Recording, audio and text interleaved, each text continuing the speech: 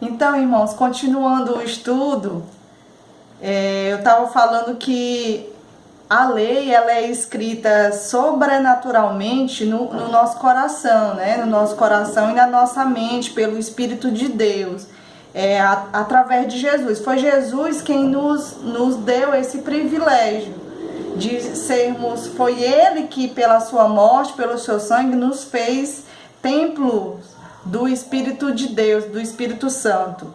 E é o Espírito Santo quem inscreve a lei no nosso coração e na nossa mente, de tal forma que ela se torna parte da nossa natureza, né? Não existe novo nascimento sem a lei, sem a palavra de Deus, não existe.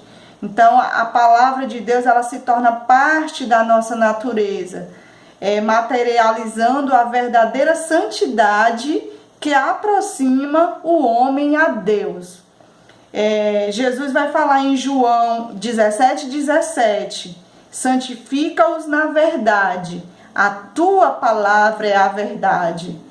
Então, a lei de Deus no nosso coração e na nossa mente é a forma de santificação que nos aproxima de Deus. É ela que faz a gente nos tornarmos a habitação de Deus.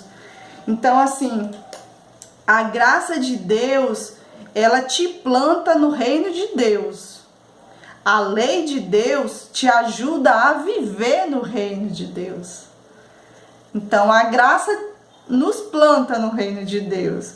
Mas é a lei de Deus, é a palavra de Deus quem nos ajuda a viver dentro desse reino, né? E Paulo vai dizer em Romanos 7:12 que a lei ela é santa e o mandamento é santo e justo e bom. No versículo 14 ele diz: porque bem sabemos que a lei é espiritual. Irmãos, tudo que está lá em Levítico aponta, é princípio espiritual para o que viria depois. Entende? Estatuto perpétuo, é princípio eterno. A lei é espiritual. Paulo está falando aqui, Romanos 7:14, a lei é espiritual.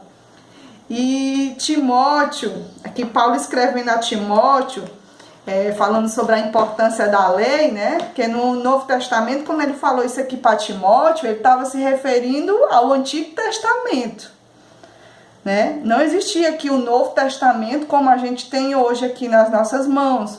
Então Paulo vai aconselhar Timóteo e vai dizer, segundo Timóteo, segunda epístola de Timóteo, capítulo 3, versículo 16: toda a escritura é inspirada por Deus e útil para o ensino, para a repreensão, para a correção, para a educação na justiça, né? Para educar na retidão. Então, não dá para ser santo sem a lei de Deus. Não existe essa santidade sem a lei de Deus, sem a palavra de Deus. Então, assim, ele continua dizendo, então, para a educação na justiça, para quê? A fim de que o servo de Deus seja perfeito e perfeitamente habilitado para toda boa obra. Então, a lei de Deus, ela nos aprimora na obra de Deus, né? Ela nos aprimora. Então, você não pode servir a Deus do jeito que você quer. Eu não posso servir a Deus do jeito que eu quero, do jeito que me dá na telha, né? A exemplo de Nadab e Abiú. O grande erro deles foi o efeito causado pela intoxicação, né? Que eles sendo sacerdotes, deliberadamente, eles resolveram fazer do jeito deles, né? E o grande erro foi o efeito causado pela intoxicação, né? Foi a incapacidade de discernir o que é certo e o que é errado aos olhos de Deus. Esse aqui, irmãos, foi o grande motivo, sabe? Eles perderam, irmãos, a capacidade de discernir o que é certo e o que é errado aos olhos de Deus. A falta de discernimento, a falta de referência, a falta de capacidade de julgar, sabe? Quando a pessoa chega no estágio de que ela não consegue mais avaliar o risco. Ela perde a noção completa do que está fazendo, para quem está fazendo, por que está fazendo. Não sabe mais o que é grave, o que não é grave, o que é lícito, o que não é lícito, o que é perigoso, o que não é. Então, essa falta de sobriedade, essa falta de comprometimento com a palavra de Deus, acarreta, sabe, esse fogo de juízo que vem da parte de Deus contra esse fogo estranho.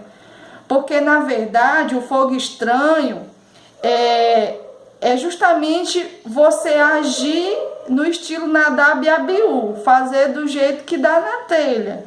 A parte de Deus, separado de Deus, separado da lei de Deus. O pecado deles foi não agir conforme a Torá, conforme a lei de Deus. Não dá para adorar a Deus sem a lei. Não dá. Então, várias outras pessoas, a gente pode citar aqui, que serviram no estilo Nadab e Abiú. E se deram muito mal, né? Caim, lá desde o começo, Caim, Cã, o filho de Noé, né? Depois, um descendente dele, Nimrod, que famoso pela a Babel, né? A cidade lá de Babel, a Torre de Babel. E, abrindo um parênteses, né? Eles construíram a torre, fizeram lá a obra, fizeram tijolos e tudo muito bem feito. Tudo para quê? Eles diziam: tornemos célebre o nosso nome. Isso aqui é estilo Nadab e Abiú, né? Tornemos célebre o nosso nome. Aí tem outros exemplos que a gente podia citar, né? Esaú, que também andou do jeito que quis, nos seus próprios caminhos. A parte do que Deus pensava, a parte do que Deus dizia, né? No Novo Testamento também a gente pode citar aqui o Ananias e a Safira, né? Esse casal que achavam que podiam fazer do jeito deles, que ninguém ia saber, ninguém ia ver, ninguém, né? E todo mundo sabe qual foi o final de Ananias e Safira, também foram fulminados, né? Queriam prestar culto, queriam se aproximar de Deus do jeito deles, né? E aí ninguém engana o Espírito de Deus. Então, irmãos, nós temos que aprender a separar o precioso do vil. Como que a gente aprende isso? Com a palavra de Deus. Lá em Jeremias, Jeremias 15:19, o Senhor chega para Jeremias e diz para ele que se ele separar o precioso do vil, ele seria a boca de Deus no meio daquela escuridão, no meio daquele tempo terrível, sombrio. Se Jeremias separasse o precioso do vil, ele seria boca de Deus naquela geração, no meio daquele povo. Ai, como nós estamos precisando de mais Jeremias nessa época de hoje.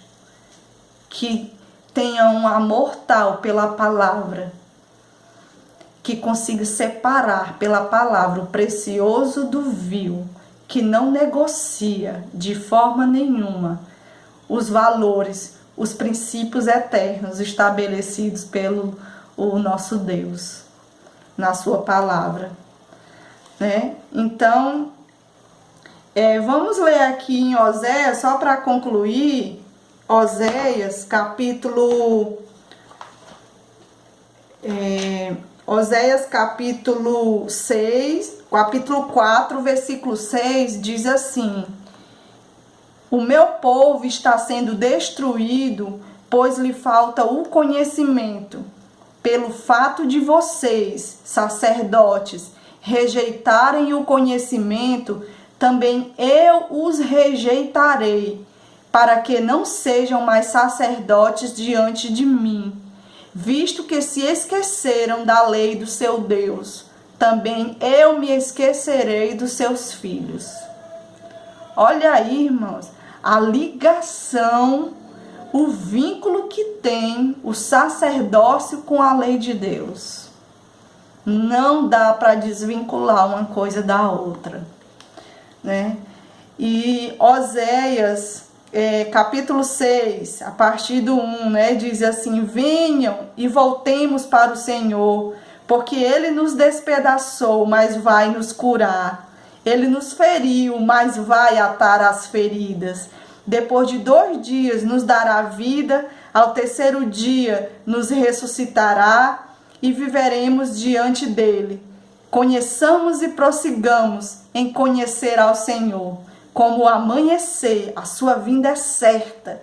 Ele descerá sobre nós como chuva fora de época que rega a terra, né?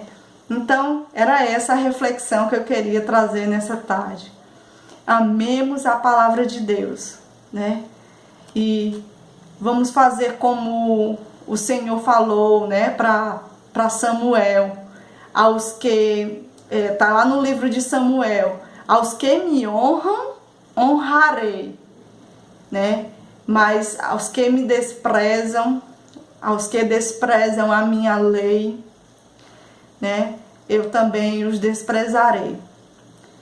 Que guardemos essa palavra no nosso coração, coloquemos em prática, né, para a glória do nosso Deus. Amém?